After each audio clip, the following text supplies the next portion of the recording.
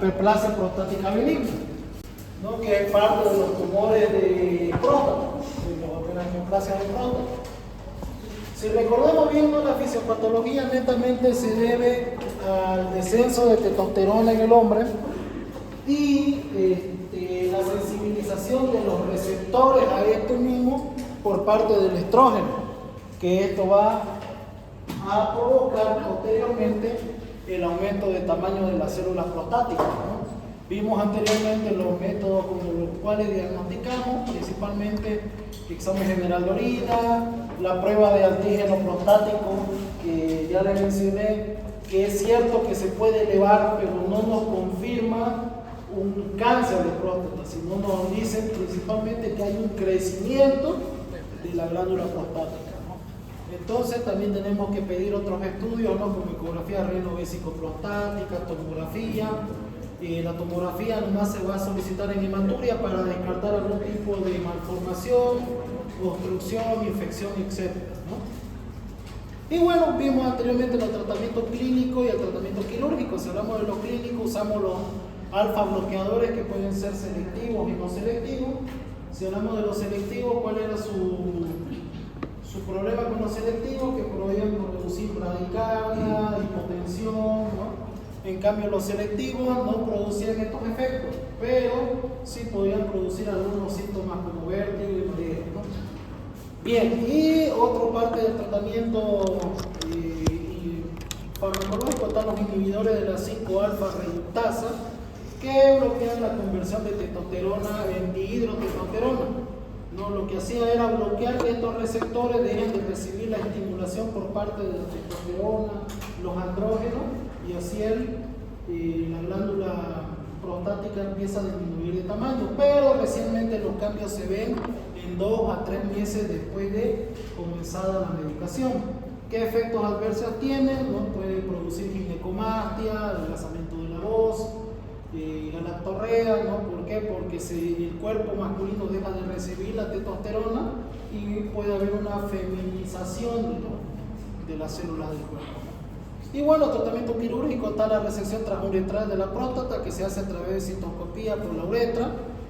Luego está la enucleación de la próstata con láser, que también se hace con citoscopía. Y por último, la prostatectomía simple, lo que puede ser laparoscópica o a cielo abierto, dependiendo, ¿no? Normalmente la prostatectomía la indican cuando la glándula pesa más de 100 gramos, ¿no? En comparación a otro tipo de hiperplasia prostática.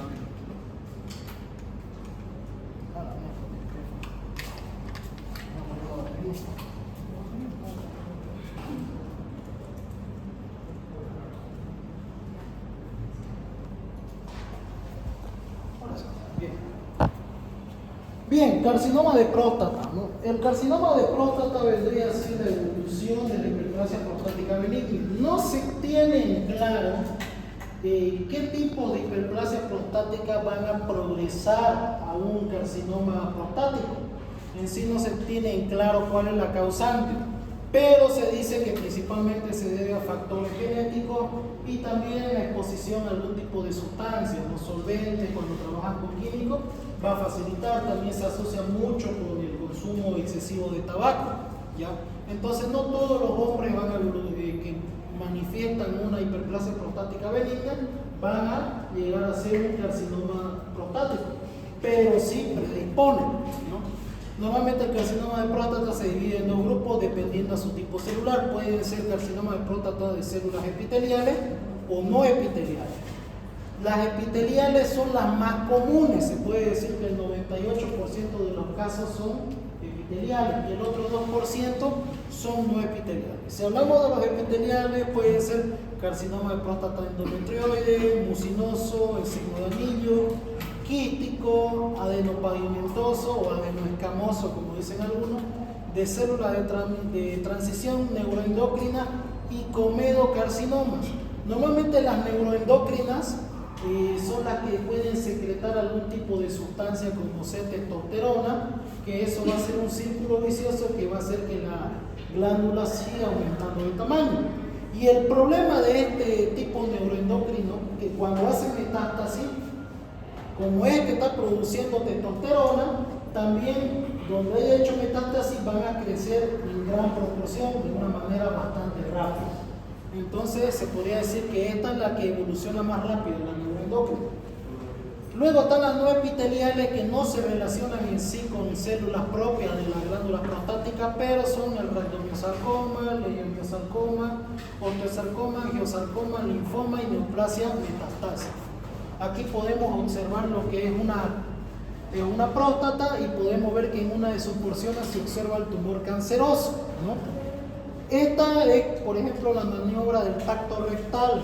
Si no les han enseñado en cirugía, el nombre de esta maniobra se llama maniobra de San Martino, ¿ya? En mi época, cuando descubrieron el nombre, mis compañeros decían que hacían la maniobra de San Martino sin mano. Se lo dejo a su imaginación.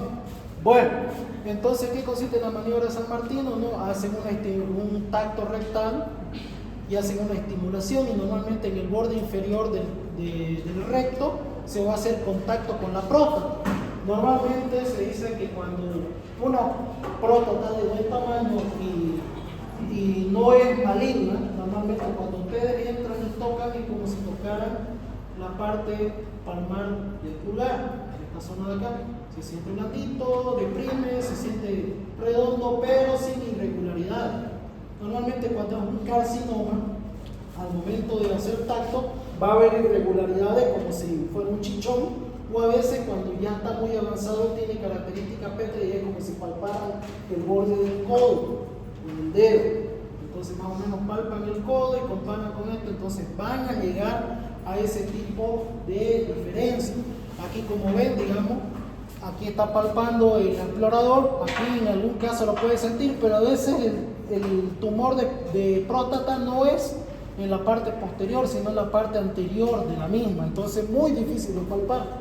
Por eso que los estudios complementarios son necesarios, no solamente con el tacto rectal, sino también con los valores de antígeno prostático y también los datos ecográficos para llegar al diagnóstico del mismo.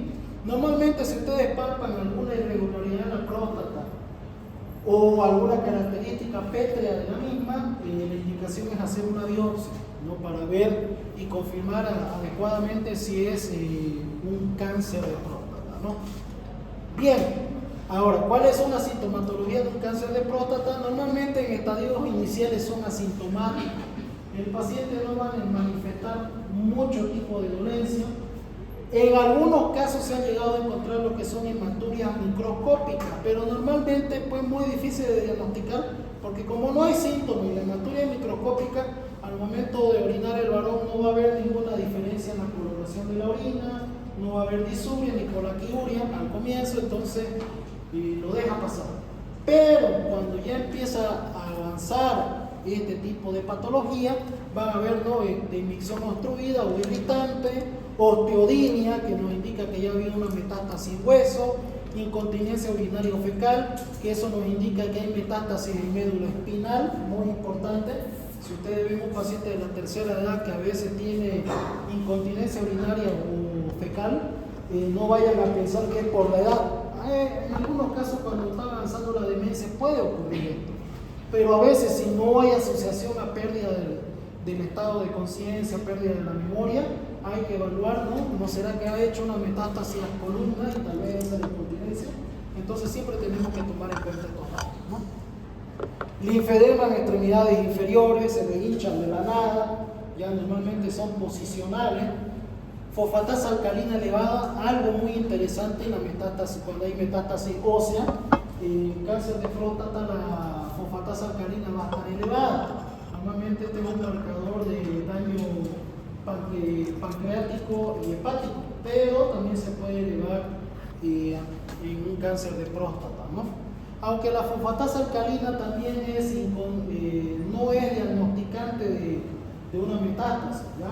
¿Por qué? Porque normalmente la fosfatasa alcalina, con cualquier tipo de inflamación o lesión a algún tejido o órgano, va a producir una elevación, ¿no? ¿Qué más? La PSA elevada. Recordemos que la PSA no diagnostica un cáncer, pero la elevación en los controles nos indica que puede ser que esté dándose un carcinoma prostático.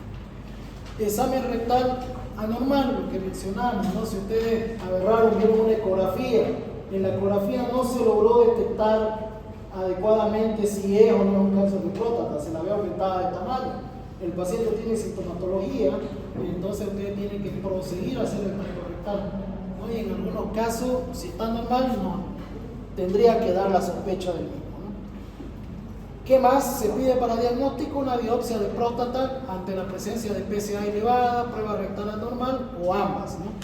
Ecodoppler para ver el tamaño y la característica de la misma glándula, tacto rectal anormal, TAC de pelvis, como aquí podemos ver, aquí tenemos lo que es esta zona del cuello de la vejiga, y aquí vemos el aumento de tamaño de la próstata con una tumoración pétrea en este caso, ¿no?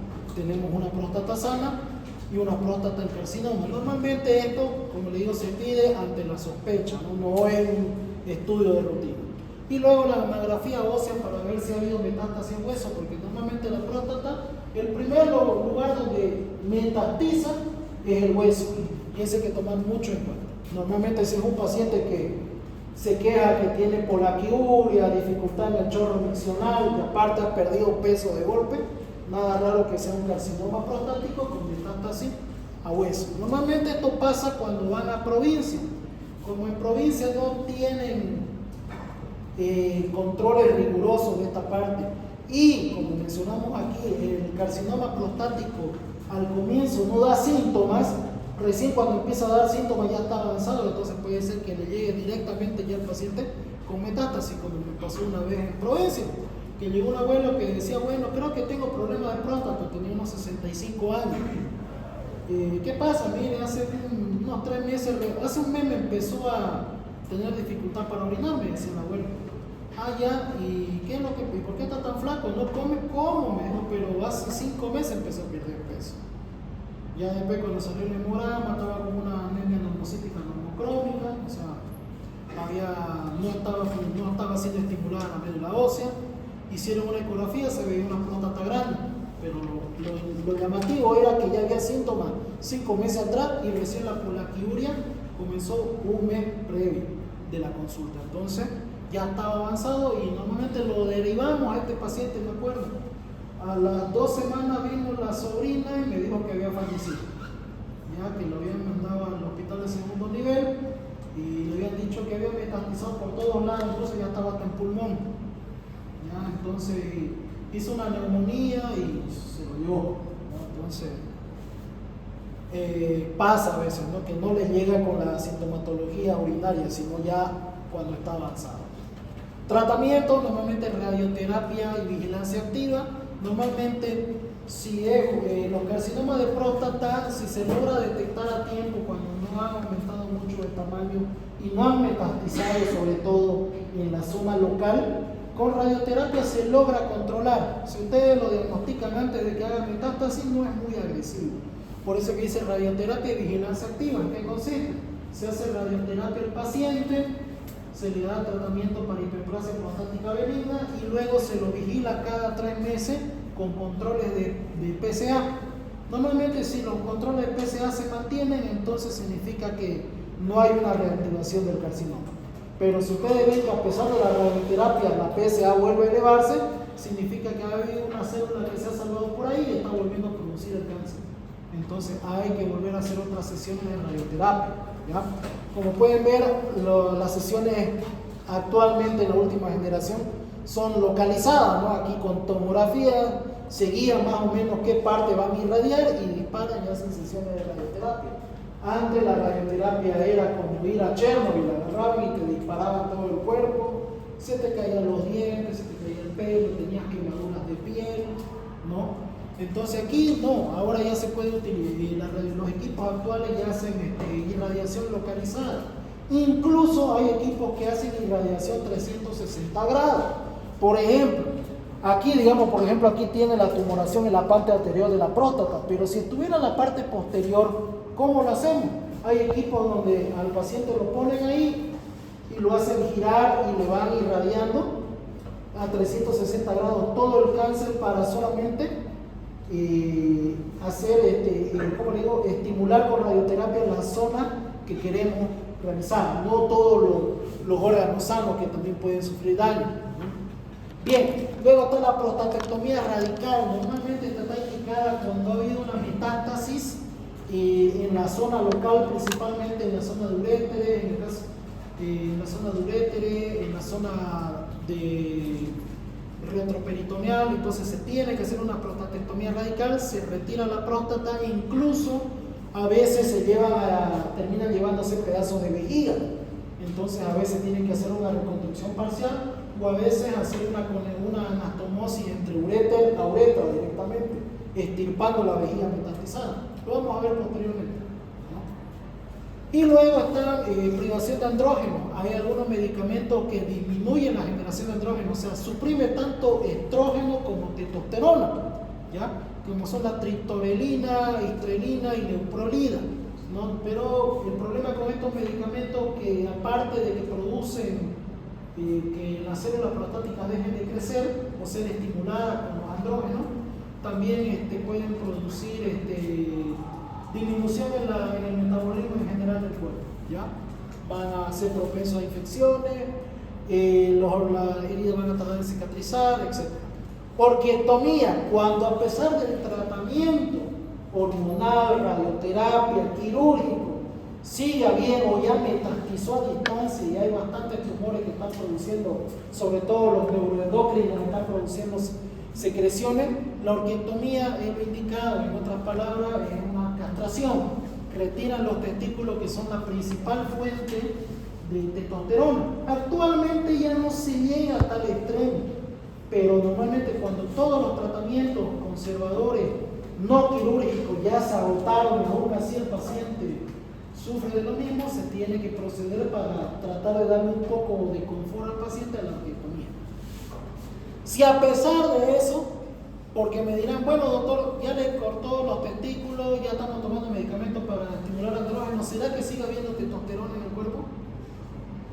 ¿Será que se puede seguir formando testosterona? ¿Sí? ¿Dónde? En las suprarrenales, claro que en menor proporción, ¿no? Principalmente la corteza suprarrenal. Pero a diferencia de los testículos no los podemos extirpar, porque la corteza suprarrenal también cumple otras funciones como la producción de cortisol y aldosterona para mantener la presión arterial. Entonces no se pueden extirpar y hay medicamentos que suprimen la función casualmente de esas células que producen la testosterona en la glándula suprarrenal, que vendría a ser el ketoconazol, razón por la cual la doctora Pave no lo recomienda tanto dar por vía oral y tampoco por vía prolongada, porque puede suprimir la acción de la glándula suprarrenal, y la abiraterona, que esto es con cáncer prostático avanzado y metastizado a muchos lados. Esto es para evitar que la glándula suprarrenal siga produciendo andrógenos, ¿ya? Entonces para eso son este tipo de medicamentos. Normalmente se lo deja como última opción, ¿ya? Bien, carcinoma vesicales, ¿no?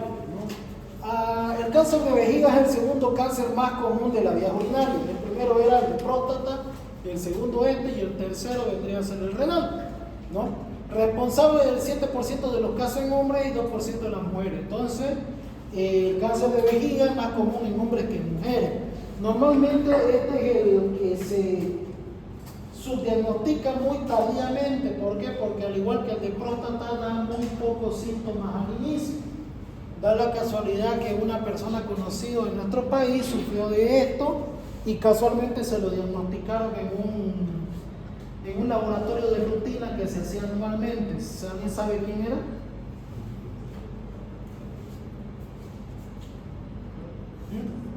Un famoso. Gloria Medina. ¿Ya? A él en el 2019 le diagnosticaron un cáncer de vejiga. Y fue como dicen, ¿no? Normalmente pues los que les gusta su salud y son de plata, porque los laboratorios, hacerse un chequeo general tiene su costo, no es mucho, pero tiene su costo. Normalmente pues costará, yo una vez me hice un chequeo general, era 1.500, me salió todo el chequeo general. Bueno, 1.500 digamos para un profesional o para el Kencha, no es nada, como sacarse un pelo, ¿no? Pero para personas como nosotros, simples mortales que vivimos del sueldo del día a día, 1.500 la mitad de tu sueldo, en algunos casos, entonces cuesta. Y da la casualidad que, bueno, se fue a Boston, dice que allá en Boston, mientras cerraban unos negocios con la franquicia de Burger King, estaba planificando traer los muñecos de Naruto y no sé qué más, ¿verdad? Entonces, resulta que, bueno, aprovecharé para hacerme mi laboratorio. Y resulta que, pum, salió en el examen de orina, todo bien, pero en su examen de orina, hematuria microscópica. Y bueno, al comienzo digo, quiero hacer tal vez por la edad y todo lo demás, pero lo vio el médico y dijo, esto no es normal, digo, no lo vamos a mandar con el urólogo. Entonces el urólogo dijo, hematuria microscópica, a ver, haremos una cistoscopía. Hicieron una cistoscopía y había según lo que comenta, había un nódulo de más o menos 1 a 2 centímetros en la pared de la vejiga. Biopsiaron y resulta que era un carcinoma vesical. Hizo tratamiento y todo lo demás. Recién cuando acabó la pandemia en 2023 volvió todo pelón. Claro que no salió en las redes, solo en una entrevista se ve todo pelón. Pero chalinga, a comparación de hubiera sido si lo hubiera dejado avanzar. ¿No? Hizo quimio, hizo radio y no llegó a más. Y mira, se ha postulado a la presidencia y a su vice lo puso de ministro de gobierno, entonces, o ministro de presidencia. Entonces, para que vean, es como dice ese tipo, es inmortal. Bueno, la incidencia es mayor en blancos que en afroamericanos, personas morenas. En otras palabras, los que son blanquitos aquí van a sufrir más que los que son trigueños o morenos. Por ejemplo, ¿quién va acá? Ana, Roy, ¿quién más? Otro blanquito. Más o menos Maydelín va por ahí. Fabián. ¿Ya? Así. Entonces, y los demás son de piel morenita o piel trigueña. Pueden sobrevivir, tienen menos posibilidades. Micaela, ¿no? La más sana que mandaba a hacer. Ya. El tabaquismo es el responsable de los 65% de los casos.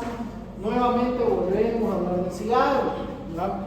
En este caso, según el artículo que leí, se relaciona también mucho con el cigarro electrónico. Así que el cigarro electrónico no solo produce fibrosis pulmonar, sino también produce cáncer vesical. ¿Ya? El 98% de los cánceres vesicales son epiteliales y el 5% son epidermoides. Aquí hay un error de taipeo, debe ser 2 porque el 98 más 5 pasa de acá. Ya. Bien, normalmente, bueno, así se van a ver los tumores de vejiga, ¿no? Bien, sintomatología. Hematuria macroscópica cuando ya está bien avanzado y microscópico cuando son nódulos infiltrativos que solamente llegan al epitelio. Cuando ya llegaron o sobrepasaron la muscular de la mucosa, ahí es donde empieza a ver este tipo de hematuria macroscópica. Luego está la polaquiuria. ¿Por qué? Porque normalmente si estos tumores están cerca del cuello de la vejiga, van a producir obstrucción. Entonces va a haber una polaquiuria, va a haber tenemo vesical, puede haber disuria. ¿Por qué? Por la sobreinfección que puede producir cistitis posteriormente, masa palpable en hipogástrico. Cuando está muy avanzado, ustedes pueden palpar a estos pacientes fácilmente, porque a esa etapa ya han perdido bastante peso, están bastante caquéticos y es fácil palpar el hipogástrico y sentir la masa, ¿no? Va a haber hepatomegalia y linfadenopatía supraclavicular y cuando ya ha habido metástasis a distancia. Ya es muy importante tomar en cuenta eso de hepatomegalia.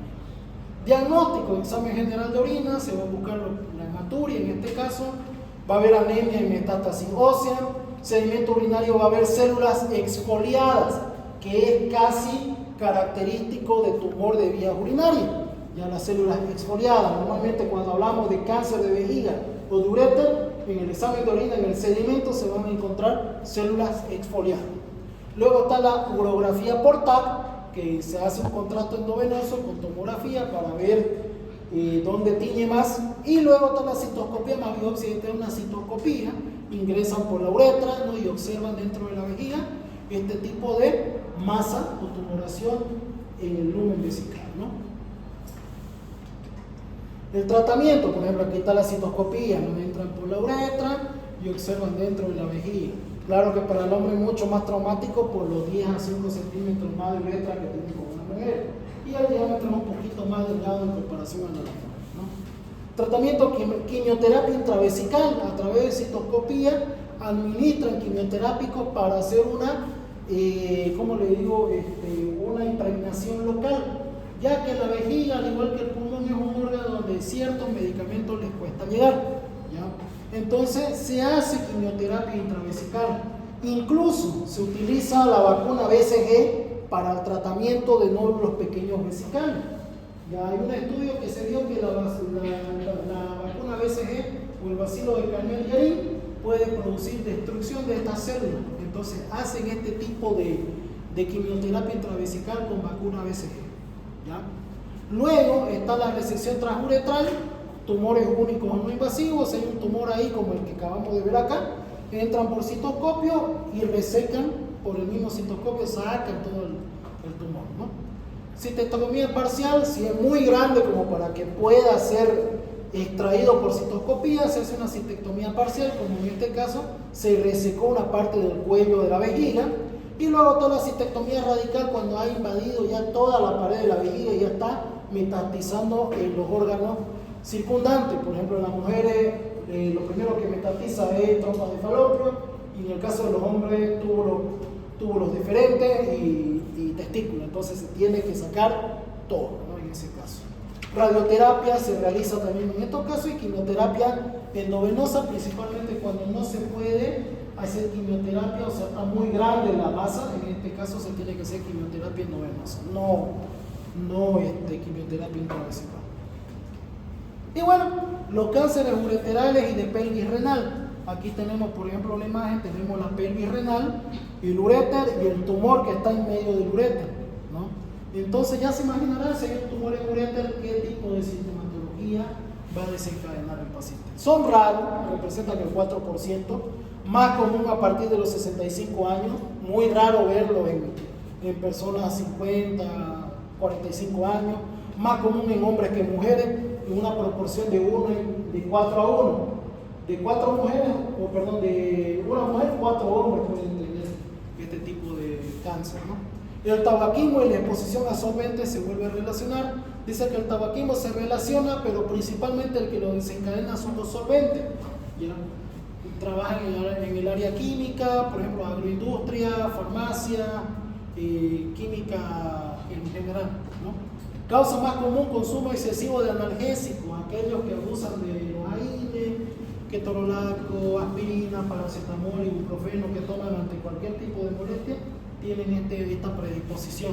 En este caso, las mujeres están a salvo por el hecho de ser mujer, tienen menos predisposición, y como las mujeres sufren más de migraña que los hombres, muy difícil que les cause un cáncer de uréter, más posiblemente que les produzca una úlcera péptica por consumir tantos analgésicos, que les produzca un cáncer de uréter. En esa parte están a salvo, ¿no? La forma más común es el carcinoma de células transicionales, que las células de transición o el epitelio de transición es el propio de la vía urinaria, ¿no?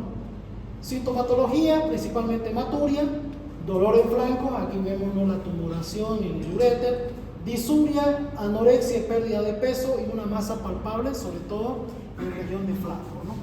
El diagnóstico va a ser examen general de orina, se va a encontrar hematuria, sedimento nuevamente en las células exfoliadas, ecografía renal, principalmente, aparte de que se puede ver algún tipo de obstrucción en el uréter, puede manifestar hidronefrosis. ¿Por qué?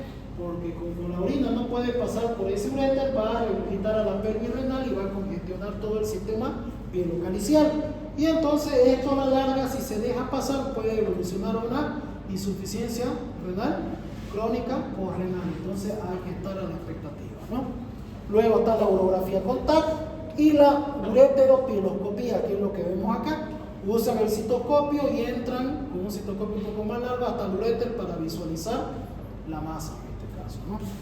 Tratamiento, principalmente radioterapia, quimioterapia, nefroureterectomía.